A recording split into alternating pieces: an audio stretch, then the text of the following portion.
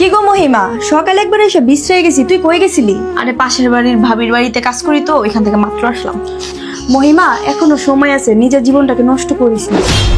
এই প্যারালাইসিস রোগীর সাথে থাইকা নিজের জীবনটাকে নষ্ট করতেছো। এলাকার মানুষ তোরে নিয়ে অনেক কথা বলে, কত সুন্দর দেখতে তুই, আর তুই প্যারালাইসিস রোগীর সাথে পড়ে আসোস। এখনো সময় আছে, জীবনটাকে সুন্দর করে সাজানোর চেষ্টা কর। আমার জীবন আমি নষ্ট করব না কি করবো এটা একদমই আমার বিষয়, আর আমার জামাইয়ের কি অবস্থা এটা তো আমি দেখতেছি। তোরে বলি রে তো আমার বিষয় না গলাইতে, যা এখান থেকে।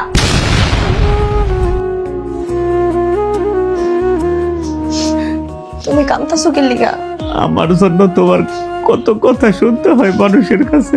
তুমি যখন ভালো ছিল তখন তোমার আমি কথা দিছিলাম না যে আমি তোমার কোনোদিন ছাইড়া যাবো না, আমি তোমার কোনোদিন ছাইড়া যাবো।